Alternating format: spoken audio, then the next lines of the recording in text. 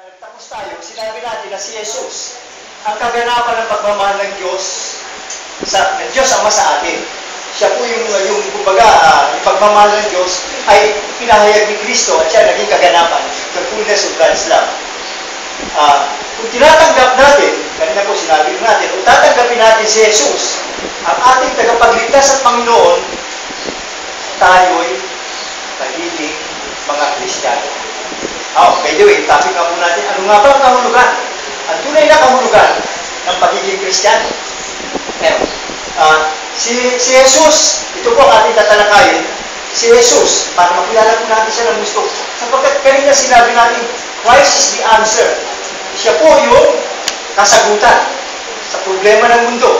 So, ngayon malalaman natin na si Jesus, ang kahulugan ng pagsunod o pagtalima sa Kanya. Malalim po yan. Malalim po yan. Meron po tayong tinatawag na siguro yung ating identity. Sino po dito yung mga nakarang araw? Kasi yung mga gebo, mga senior citizen, nung araw po meron pong luhan yan sa kapilma niya. Siguro nakatanda po niyo yan. Sino po dito yung nakakatanda nun? Ayan. Marami-rami rin po. Kasi pagka meron tayong idolo, pagka meron tayong para mga idolo natin, siyempre doon tayo mapari. Pagka tayo naman po, bilang Kristiyano, ang ating idolo, ang ating talagang ideal ay si Kristo.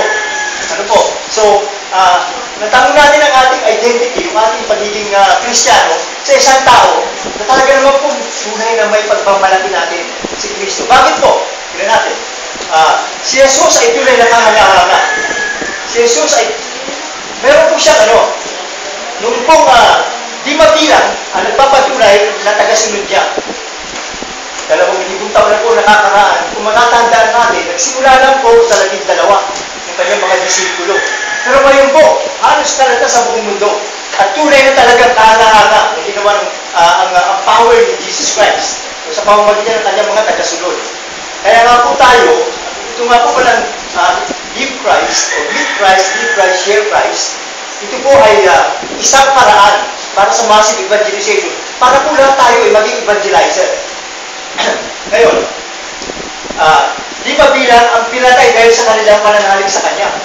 Alam niyo po, ang daming nagpakamartir. May mga santo tayo ngayon. Sila ay namatay dahil kay Jesucristo. At kung hindi totoo ang si Jesucristo at ang kanyang mga tinuturo, bakit naman maraming nagpapakamatay? Kaya totoo po talaga at tunay ang kanyang mga tinuturo sa atin. Yan. Isa pa pong patunay, yung pong Biblia, yung aklat tungkol sa Kanya, ang pinakamabiling aklat sa lahat ng panahon. Yan po ay laging tinatawag na bestseller. Marami po talagang gusto magsaliksik kung ano talaga ang sinasabi ng Panginoon o ng Diyos o ni Kristo sa pamamagitan ng Kanyang libro, sa pamamagitan ng Biblia. Marami na po talagang, kumbaga, hanggang nilang malaman ang katotohanan. So, ang pagkakaiba ni Jesus, kanina, nabanggit na natin ito, si Jesus ang ating kaligtasan at nagbalik ang ating ugnayan sa Diyos. Hindi po ba? Dahil nga nawala yung ating ugnayan sa Kanya, nagkaroon tayo ng original sin na tinatawag, si Jesus ang naging ang ginawang instrumento para sa ating kaligtasan. Siya po ang ating Savior and Lord. Sa piling niya, magkakaroon tayo ng isang bago at ganap na buhay. Yan.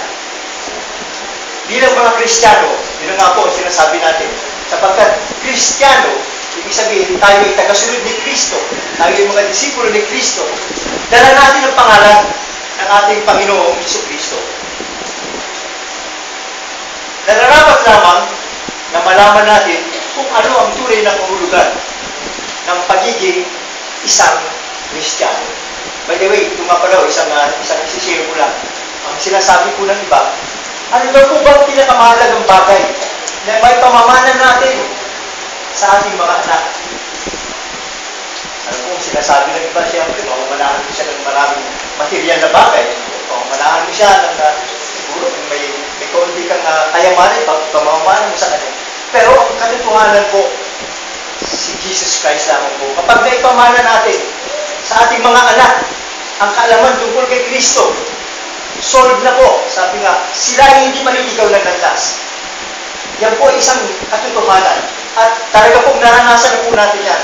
Naranasan na po namin, maging siguro sa mga nagsisilbi sa simbahan, kapag si Kristo ay pinakilala natin sa ating mga anak, hindi po sila maliligaw ng landas. Ano ang kahulugan ng pagiging isang Kristiyano?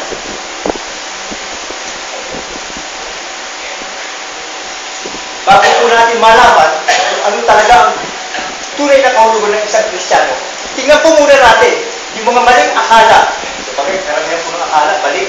Uhaka-haka tungkol sa Kristiyanidad o pagiging isang Kristiyano. Ganyan po.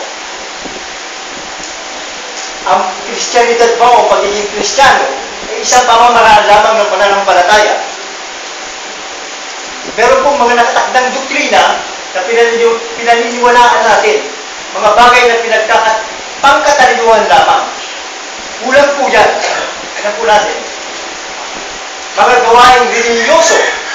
Ang pagiging Kristiyano ba o ang Kristyanidad ay sa pamamagitan lamang ng mga gawaing religyoso sa pagnunubi. Siyempre, tayo po ay nagninubena bilang Katoliko, nagdurosaryo, nagpuposisyon. Maganda po yung mamayan. Ngunit hindi po yan sapat. Kulang pa rin po yan sa pagiging tunay na Kristiyano. Mga pag-aaral at pagbabasa ng tungkol sa Diyos. Marami na po tayong siguro may mga Bible studies. No? Meron din, tayo ay nag-aral na rin tungkol sa salita ng Diyos. Pagka tayo po ba, ginawa natin yan, tunay na po ba tayong Kristiyano? O yan po ba, yun na po ba ang Kristyanidad? Kulang pa rin po yan. Meron po tayong ginagawang iba't ibang gawain para sa Diyos. Kami po mga naglilingkod sa simbahan at pati po yung mga, marami po mga pilantropo na maraming gawain, kumbaga, sinasabi natin, gawain ng Diyos. Pero kulang pa rin po yan. Kung malalaman po natin mamaya, bakit? Ang mga nabanggit ay pawang mga haka-haka lamang. Kung mali akala, akala natin tama na yun. Pero hindi pa po kumpleto yun. Inadequate, ika nga. Meron pong dapat na gawin para tayo maging tunay na Kristiyano. Dapat, yung mga nabanggit natin kanina, hindi naman sa mali, kundi kulang. Kailangan isabuhay natin. Isabuhay natin, at kumbaga, sa ating pang-araw-araw na buhay, kung naisasabuhay natin yung mga nabanggit natin kanina, sa ating pang-araw-araw na buhay, at yung mga doktrinang pinaniniwalaan natin, magiging Kristiyano tayo, tunay na Kristiyano. Ang mga gawain religyoso at mga gawain para sa Diyos, ay di lamang yung nga po, kaya kulang, yung pong ating ginagawa. Sa ating marami po tayong mga nagsiserve sa simbahan. Ako po, matagal na rin. Pero, saka ko lang, lately lamang o kaya yung nung talagang nalaman ko lamang na kulang yung aking mga ginagawa. Itong mga nakaraang araw na talagang ako'y nagsisilbi ng tunay at talagang naglilingkod sa simbahan at sa aming komunidad. Na talagang ang pagka-Kristiyano pala ay mas malalim kaysa sa ginagawa namin sa simbahan. Ang mga gawain para sa Diyos ay hindi lamang ginagawa, yun nga po. Ito po kasi, mula po ng aking pagkabata, natatanda ko, kung ako ay sa Kristiyano, ako po ay active na rin sa simbahan ng bata pa. Pero, hindi ko naman naiintindihan kung bakit ko ginagawa yun. Ginagawa ko lang po yun dahil nakagistan, nakasanayan, at ginagawa ng lahat.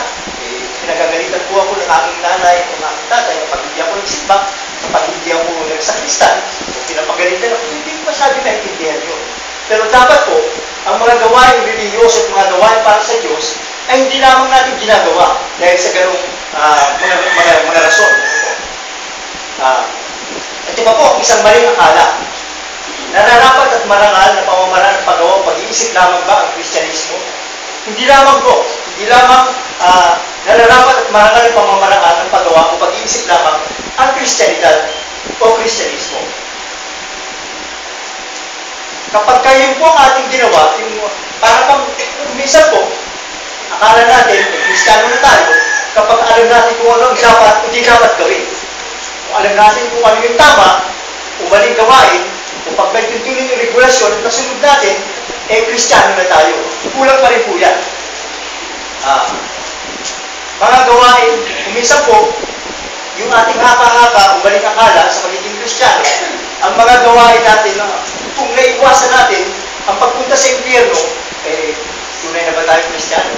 Kasi po, alam natin ng ating mga kabataan, kahit ngayon, tinuturo sa mga bata, huwag mong gawin yan, pupunta ka sa impyerno. Tama rin po naman, pero kulang din po yun sa pagiging tunay na Kristiyano. Nararapat, yun po ay maling notion o maling paniniwala pa rin, kulang. Hindi naman siguro tunay na mali, kundi kulang lang. Dahil, ang pagka-Kristiyano, kapag ganun sinusunod natin ang tama at mali, natatakot tayo sa impyerno, parang ginagawa natin legalistic, kumbaga parang batas lang, na basta susundin mo, hindi susundin. At ang nangyayari po niyan, kapag ganun yung ginagawa natin, walang buhay, walang kagalakan, walang kabuhay-buhay, walang kasiyahan. Kapag mali, ito gawin mo, ito mali, ito tama, ito dapat mong gawin, parang walang kabuhay-buhay. Ngayon, ang ating reliyon ay ang buhay natin. Dapat po, yung ating reliyon ay buhay natin. At ito ay nararapat na nagpapahayag ng ating ugnayan sa Diyos at sa ating kapwa. So sa bawat gawain natin, sa bawat kung ano man ang ating gagawin, ito dapat ay expression ng ating ugnayan sa Diyos. Dahil alam natin, mahal tayo ng Diyos, minamahal natin ng Diyos, pati ang ating kapwa. Dapat po lahat ng ating ginagawa ay pagsasabuhay no pagpapahayag ng ating ugnayan sa Diyos at sa ating kapwa. Ang magiging Kristiyano po ba o Kristyanismo ay isang panlipunan o makataong pamamaraan lamang ng paggawa o pag-iisip lamang. Nalaman po natin kanina na yan po ay hindi kumpleto. Ang isang Kristiyano, yun po isang parang haka-haka o kulang, hindi kumpletong paniniwala bilang isang Kristiyano. Ang isang Kristiyano ay isang taong, siyempre, ganyan po, no? Pag ikaw ay mabait, magalang, laging nakangiti, nakikipagkaibigan o pala kaibigan, hindi nagagalit, pinagbibigyan ng lahat. Kristiyano pa na bang tunay na matatawag? Kulang pa rin po. Incomplete notion dahil kapag ka tinanggal nito ang pagka-Diyos niya, kapag ka si Jesus po ay wala sa buhay natin, kapag ka tinanggal nito, lahat po na nabanggit natin, tinatanggal nito ang pagka-Diyos ni Jesus, para bang hindi kasama si Jesus. Yung sa ating mga binanggit kanina. Kaya kulang pa rin po yun. Kapag ikaw ay Kristiyano, si Jesus ay lagi nandiyan dapat. Nililimitahan nito ang Kristiyano sa pagiging mabuting samaritano lamang. Kapag puro, kaya po natin tayo ay mapagkawang gawa, maaaring magkaroon tayo ng maling notion o maling paniniwala na Kristiyano na tayo. Pero kulang pa rin po yan sapagkat kagaya ni Jesus, kanina binanggit natin, ang Kristiyano ka na ba? Pag Kristiyano ka na ba? Kapag hindi ka nagagalit. Hindi naman po, kulang pa rin po yun sapagkat si Jesus man ay nagagalit din. Yung tinatawag na righteous anger. Kapag kailangan talagang panindigan ka at ayon sa salita ng Diyos ay tama yung ginagawa mo, siyempre nagagalit ka rin kapag may nakita kang injustice. Tapos, sa katunayan po, yung mga pagano, o yung mga tawagin na natin mga tao may maiitim na budi, nakakagawa rin sila ng mabuti. Diba? Pwede rin sila gumawa ng mabuti. Ganun po, pero puso nila, o budihin nila, hindi naman ganun kalinisan. Example na nga po natin, yung mga politikong hindi malilinis ang budi, ganun din po ang ginagawa. Kunyari, maraming projects, maraming ginagawa para sa atin, pero para po sa kanyang sarili lang.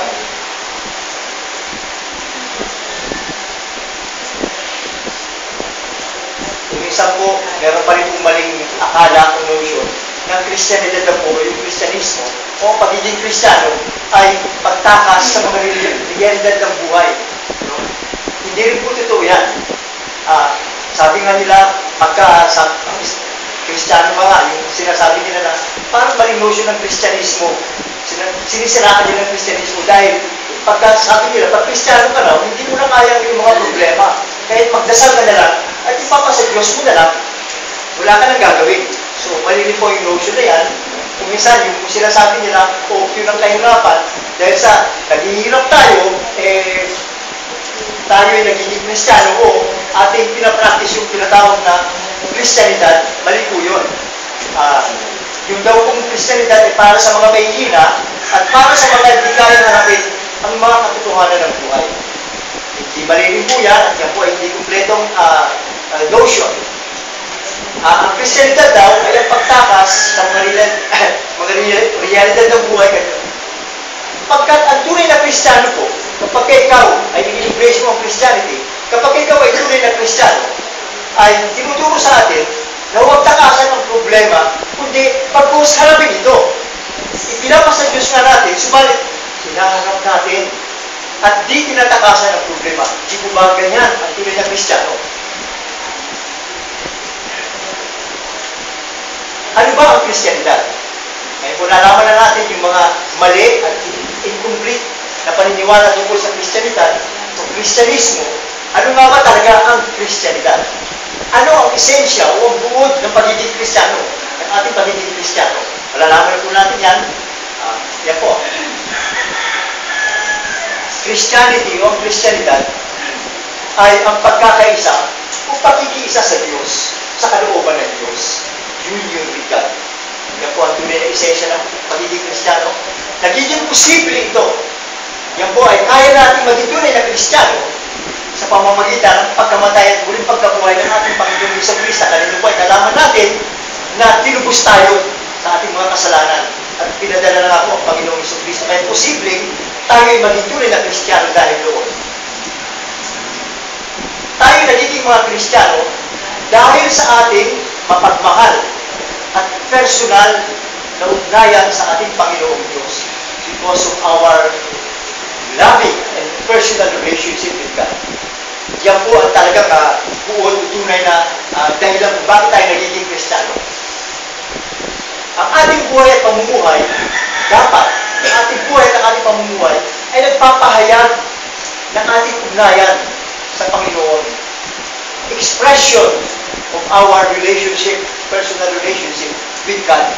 Yung ating pong pang-araw-araw na buhay ay dapat gano'n. Ito po ang sinasabi nung kay Rick Warren, ayun pong The Purpose Given Life. Ito po ay isang libro na naging bestseller sapagat talaga naman pong maraming naniniwala at totoo po ang sinasabi doon at sunyasampalatayanan po na napakarami. Ang sinasabi po doon, tayo nilalang ng Diyos para sa Diyos. At hanggang din natin ito naiintindihan, ang ating buhay ay walang saysay. Kagaya po na sinabi ni St. Agustin na pinanggit ni Brother Gilbert, our hearts are restless until it rests on God. Ganun din po yan. Dapat po natin malaman at maintindihan at maisa buhay na tayo nilalang ng Diyos. We were created by God para sa Diyos. At kailangan po lubusan natin maintindihan ito para magkaroon ng meaning, ng deeper meaning at saysay ang ating buhay. Para po sa Diyos ang ating buhay. Ito na po ang mas malalim at mahalagang katotohanan ng ating pagka-Kristiyano. Ito po ay nababase sa ating banal na kasulatan. Tingnan po natin.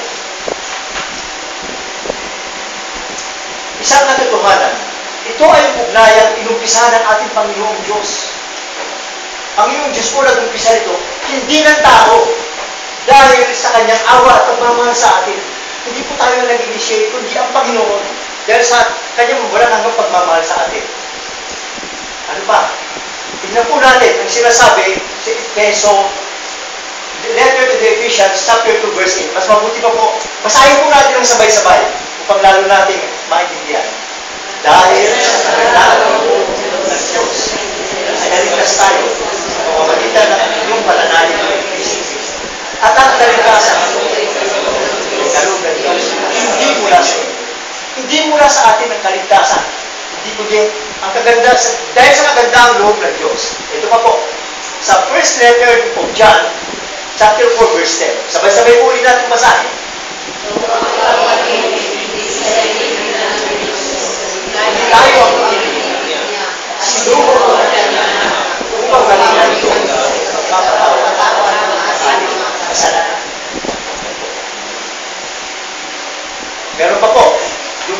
sinulat ni San Pablo kay Titos.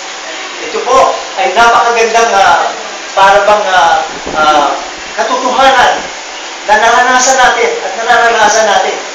So, ang unahin po siya ng ating Panginoong Diyos, hindi ng tao, dahil sa kanyang awat at pamahal. Basahin po natin na sabay-sabay ulit ang sulat ni San Pablo kay Titos.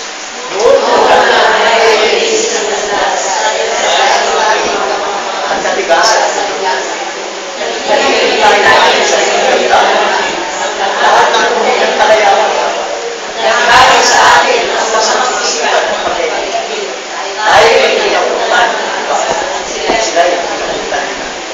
Parang totoo po, yung bang puot sa inyong mga puso, hanggang ngayon, baka nandiyan pa po yan. Dito ba? Hindi po natin kumisan maiwasan daw na mapuot tayo sa ating mga, lalo na yung mga kapitbahay na may ay maging nga, minsan nga po doon sa mga mahal sa buhay natin, hindi sumusunod sa ating kagustuhan, pinapuputan natin. So, siguro, let's take time. Ngayon po. Tingnan natin. Kasi po may sinasabi rin ng Panginoon na kapag meron pa kayong puot sa inyong puso, hindi tayo Kristiyan. Siguro ngayon pa lang po, isipin na po natin, sino pa ba yung pinapuputan ko? Isang minuto lang, tingnan natin. Kaya ba natin patawarin sila? Siguro noon, hindi. Baka naman gusto nyo patawarin ngayon na. O pagkatapos sila sa inyo na, hindi po ngayon na po. Pagkasali na, diba pinapuputan nyo? Patawarin nyo na. Napatawad na po ba? Tignan pa po natin. Tuloy po natin. Ngunit, ng maya, ang kagandahan nila. Sabay-sabay po ulit tayo. Ngunit, ng maya, ang pag-ibig ng Diyos sa ating kapatid. Tayo ay at ang unahin ito, hindi dahil sa ating makabuting gawa, kundi sa kanyang kabasa. Naligtas tayo at pinag ng Espiritu Santo sa binigay ang basa. Alam po ba natin ang Espiritu Santo ay nasa ating buhay? Dahil po ba tayo biyagalan? Nasa ating po ang Espiritu Santo. At dahil dyan, kaya po natin magpatawad. Kasi hindi po tayo aware, hindi natin nalalaman, o hindi tayo nire-remind na ang Espiritu Santo ay nasa atin. Kaya po, pagka tinatawad yung pinapuputan nyo, kaya yung ulit nyo yan. Isipin nyo na lang ang Espiritu Santo ay nasa inyo.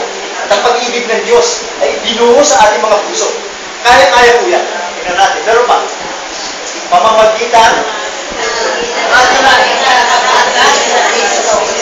binuho sa atin ng Diyos sa Espiritu Santo upang tayo ay magpanamitan ng pag-ibig at pagkakalaki ng ating buhay.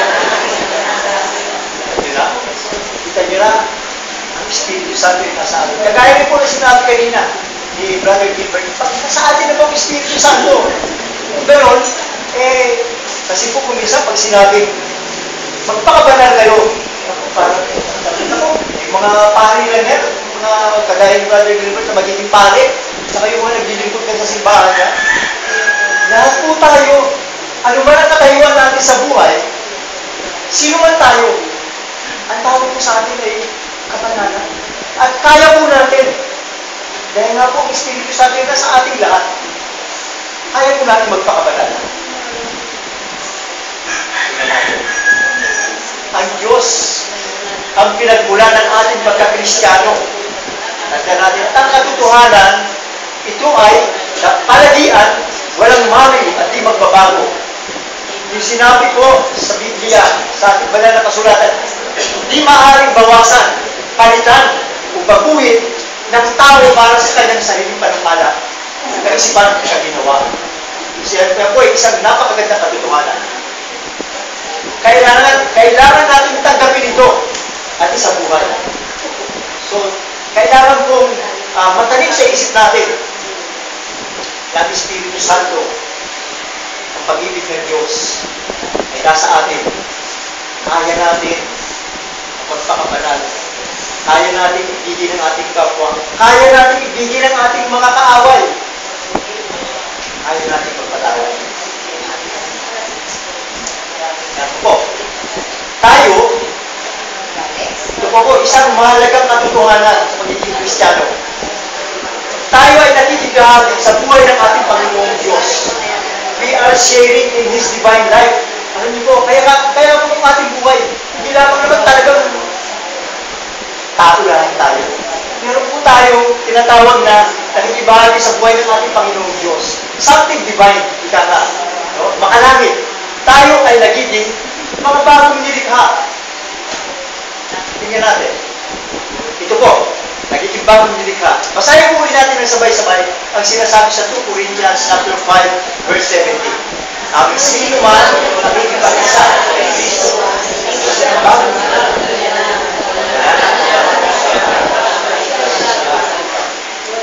kasi po, pag hindi natin nalaman itong mga katotohanan bilang Kristiyano, parang akala natin luma tayo. Hindi tayo luma. Bago tayo, palaging bagong nilala kay Kristo. Yan pa po. Tingnan natin, sinasabi sa Galatians chapter 2, verse 20. At kung ako ito po ang sinasabi ni San Pablo, talagang siya po, napakalalim ng kanyang pananalig at pananampalataya at gusto niyang ibahagi sa atin na kaya din po natin gawin ito. Sabay-sabay po natin basahin. At kung ako hindi na ako hindi si Kristo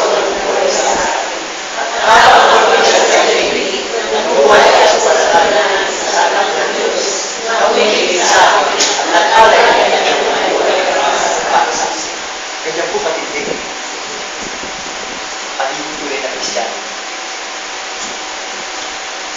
Tayo ay pumapasok sa isang ugnayan tulad ng kay Yesu Kristo sa kanyang Ama. Kristiyano tayo. Tayo ay nagiging mga anak ng Diyos. At kung tayo ay anak ng Diyos, yan po ang sinasabi sa banal na kasulatan, Galatians chapter 4, verse 6 to 7. Sabay-sabay po ulit. Upang makilala pinagawa ng tayo sa Espiritu. Tayo ay matawag sa kanya. Kaya hindi ka natin kundi na sapagkat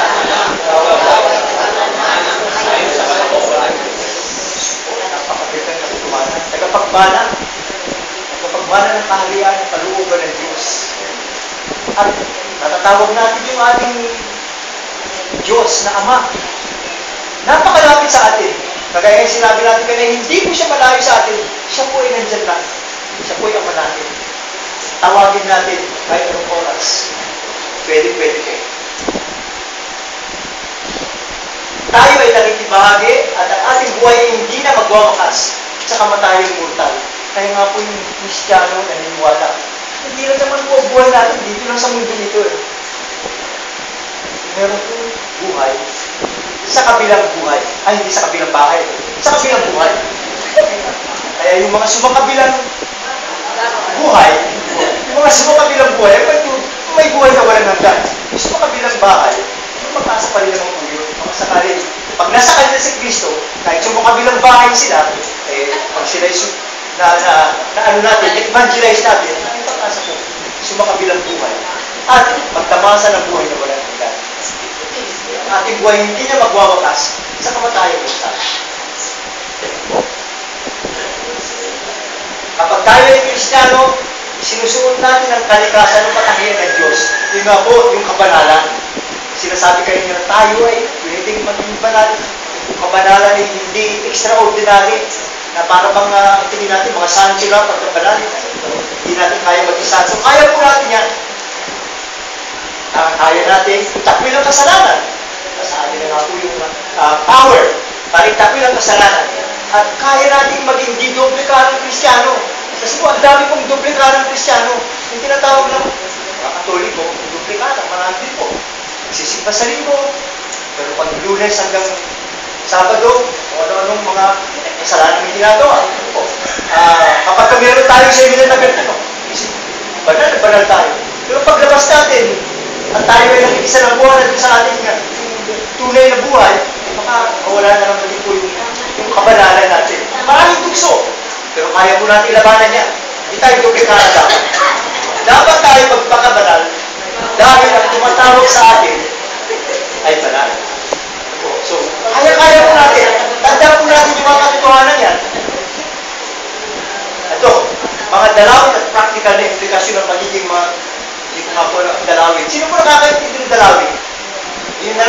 implikasyon. Ibig sabihin po nito, kung tayo ay Kristiyano, ano ang dapat natin paniwalaan at ang dapat natin lagi isipin? Ano po? Yan. Kung ang Diyos ang ating Ama, kasi tayo nga ay naniniwala, magtitiwala tayo dapat na lubusan sa Kanya. Dapat po buong buwan tiwala natin na ang Diyos ay ating Ama. Ano po? Tingnan natin. Siya ay may plano para sa bawat isa sa atin. Yan po ay isang katotohanan. May plano siya sa bawat isa sa atin. Kanina po ay nabanggit na rin ito, pero basahin po ulit natin ng sabay-sabay ang plano ng Panginoon para sa atin. Ako lamang ang nakakaalam. Alukala ng kinanda para sa ikabubuti at para dumulang kayo ng pag-asa sa iyo. Napakaganda po ng ating future, ng ating hinaharap. Dulutan ng pag-asa. Napakaganda po dahil inihanda ng Panginoon ang para sa ikabubuti natin. Ano man ang sitwasyon natin sa buhay ngayon? Meron po inihanda ang Panginoon sa atin para sa kabutihan natin ng ating mga pamilya. Kung tayo ay tunay na Kristiyano, ito po ay isang katotohanan na naman, hindi na tayo dapat pang mabalisa dahil alam ng Diyos ang ating kinakailangan. Naku, napakaganda po nito. Dati po natin binabanggit ito, pero ngayon po, basahin natin ng talagang buong puso at talagang, sana po ay maintindihan natin mabuti ang sinasabi ni Lucas sa chapter 12, verse 22-31. Ito po, medyo mahaba, pero basahin po natin ng sabay-sabay. At sinabi ni Jesus sa kanyang mga alagad, kaya sinasabi ko sa inyo, huwag kayo mababa sa pagkain ng kakailangan o pagmamuhan tungkol sa sasabihin at katakis sa katawan. Sapagkat ang buhay ay hindi na mahalaga kaysa sa pagkain at ang katawan ay kaysa sa pananamit. Isipin na lang ninyo ang mga kawawa. Hindi sila nakasi kung manuhaan man. Wala sa katawan at kapanuan. Kayo ay nakakain sa Diyos. Paano kayo ikayong halaga kaysa kanino? Sino sa inyo makapagpapakalat ng kanyang buhay? Nang kahit sa oras man lamang sa panginoon ng pagkakas. Kung hindi kayo magawa ko ng bakit kayo babasa sa ibang bagay? Isipin niyo kung paano sisigulo ng mga pagkakasaran. Hindi sila napakalat ng mga kahanunan. Ngunit ito ang sasabihin ko sa inyo. Mag-isusunod ang hindi na kapsuot sa sagad na nasasabi ng mga pagkakalit. Gawin ang pagkakalit o ang alam mo sa kabukiran ng buhay. Ngayon na kayo makasasalita dapat sa kalahat at nagdadala ng Diyos. Kayo kaya, nagiging ang napanalangin sa Kanya. Kaya huwag kayo mabalisa sa pagkakaroon ng inyong pagkain at hindi. Sapagkat ang mga bagay na ito ay ilang panilang ng mga kailangan sa Diyos. Alam ng inyong mga nasasabi na kailangan ng inyong lahat. Kaya hindi sa lahat, pagsusikat ng inyong napagkagayan ng Diyos at pagkakaroon niya ang kailangan ninyo. Pagsumikapan ninyo, pagharian kayo ng Diyos. Ay pagkakaroon niya, pinakailangan. Ano po bang ibig sabihin? Huwag na magtrabaho. Yan po, tinatanong ano, makakala po natin dahil sa talagang pananalig natin, umasok tayo sa Diyos. Hindi tayo magtrabaho. Yan po is na namang mali. Akala ka, balitiwala sapagkat ang Panginoong Diyos po, kapag tayo ay nag-cooperate sa Kanyang grasya, ibig sabihin, tayo po ay dapat na gumalaw din. At meron nga po bang, meron po kasabihan. Siguro ito sa ating komunidad, alam natin ito. Dapat gawin natin, ano man ang sitwasyon natin sa buhay, gawin natin ang lahat ng ating makakaya. Do your best. Kana. And God will do the rest. Pero kailangan gawin natin ang ating parte. Gawin natin ang dapat natin gawin. Nasa tao ang may awa naman Di magagawa ng tao at pinasa Diyos natin, ay magagawa ang Diyos. Pero ginawa na natin, ang lahat ng ating, o what is humanly possible, yung tinatawag na, lahat na magagawa natin, lahat na magagawa natin, ginawa na natin. Pero, hindi kaya. Diyos na ang bahala. Sino po dito ang nakarinig na o may mga kakilala na may mga sakit na terminal? Lahat na ng doktor, sinuwi na, binigyan ng gamot, hindi gumaling. Pero nung pumunta sa healing, kumbaga sa mga paring nag-heal, marami na po mga kaso. Sila yung mga galing. Hindi magagawa ng tao. Maniwala mo kayo. Kayang gawin ng Diyos. Dapat na dilog-dilog natin sa kanya. Yan po ang kaya buod doon. Huwag mapagabag tungkol sa pagkain, sa damit na itatakip sa katawan at sa iinumin. Huwag mabalisa. Alam ng inyong amang nasa langit ng ating mga panglaylaan. Ay mas marami nga pong namamatay daw dahil sa pagkabalisa eh. Worry, nagkakasakit sa puso dahil nagkaiisip mga problema. Kasi nga po, hindi nila, o wala silang pananalig, hindi nila alam ang katotohanan na meron tayong Diyos amang nasa langit na handang tumulong sa atin.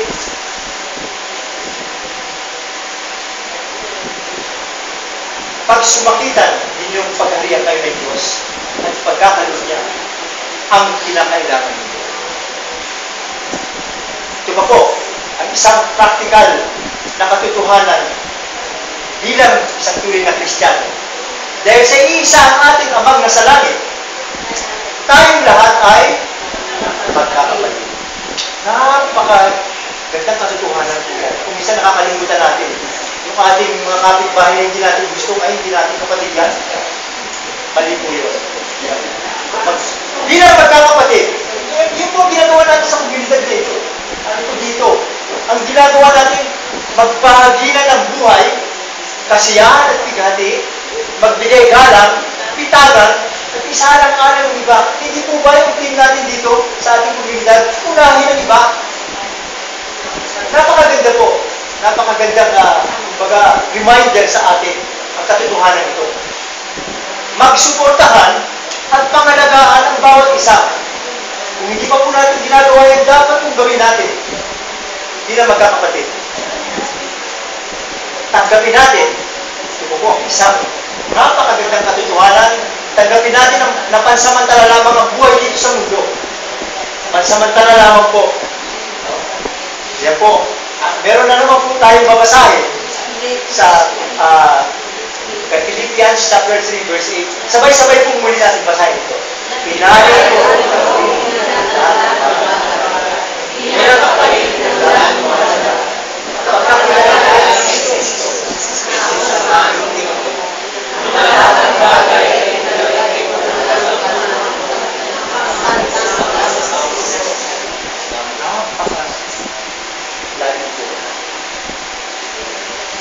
ang lahat ng bagay ay pinalalagay kung walang kabuluhan. Sa ibang version mo, basura. Makalitan ko lang si Kristo. Hindi ba importante sa isang Kristiyano na makilala, may sa buhay natin si Kristo sa ating buhay. Ganyan po katindi. Kaya po, pag malalim ang ating pananampalataya, ay talaga po marami tayong maasahan sa Panginoon. Ano ba ang dapat nating maging layunin? Yung ating ideal na goal, kayuhan natin. Yung ating pinakamataas na layunin dapat ay, ito po, basahin natin. Nagpapatuloy nga sa kanila. Pagkatapos sa akin.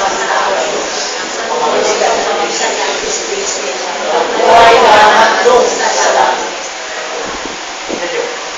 Yan po, kasunod. Ang langit na tunay natin. Mula ko'y hinintay natin. Panginoon sa Kristo. Tingnan niyo po. Totoo po. Kung minsan po doon sa mga pagkakituruan namin yung mga bata,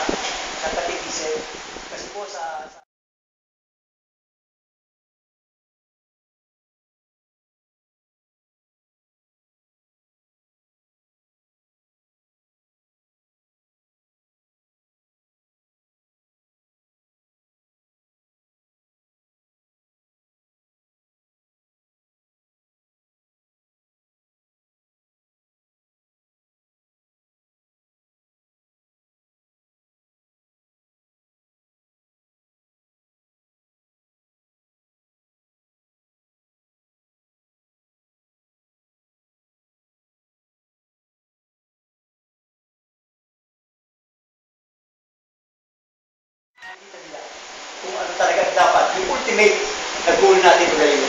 Tingnan po natin ngayon, kung naniniwalaan tayo na maaari natin mapagkatiwalaan ang Diyos na ating Ama, hindi na tayo dapat pang mabalisa dahil alam ng Diyos ang ating mga kinakailangan. Tayo lahat ay magkakapatid. Pansamantala lamang ang buhay natin dito, dapat na maging mapayapa o peaceful tayo ng palagian. Hindi po ba? Dapat tayo maging mapayapa. Ayan nga po ang pinakamagandang pinakamagandang maaari natin. Maging mapayapa tayo ng palagian. Ang iba pang pagkilos ay di makatwiran. At di matuwid dahil mahal tayo ng Diyos at aalagaan niya tayo. Ano man ang mangyari, tutulungan tayo ng Diyos at pagkakaloob niya ang ating mga pangangailangan. Yan po, napaka-importante po katotohanan yan. Basahin po ulit natin na sabay-sabay. Huwag kayo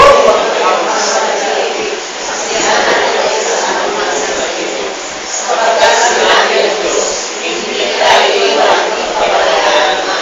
Dalawa pagkakamaagaw ng sasabi namin, ang Panginoon ang tutulong sa akin. Hindi ako natatakot ano ang pagkat sa akin ng tao. Dapat po, hindi tayo matakot. Kapag nandiyan ang Panginoon, mataalagaan niya tayo. Yan po. Last 1 minute. Christian. Yung pong ibig sabihin. Tunay na Kristiyano. Yan po. Christian. Christ. At saka may I-A-N. Pag wala si Christ, yung natitira, without Christ, wala po tayong magagawa, walang makulan ng ating buhay kapag wala si Kristo sa ating buhay. Tayo mga Kristiyano, napakaswerte natin. Marami tayong pribileyo dahil ang Diyos ang mismo ang ating Ama. Huwag nang matakot sa anuman. Aalagaan din tayo. Paano natin malalaman ito? Yan po. Sinabi at inahayag ng ating Panginoong Diyos. Maaari natin siyang pagkatiwalaan ng lubusan. Ang ating Diyos po ay hindi sinungaling. Puro totoo po at katotohanan ng kanyang sinasabi. Ihabilin ang ating buong buhay at pamumuhay sa kanyang mga kamay. Danasin at damhin ang kamangha-mangha niyang kapayapaan sa inyong buhay.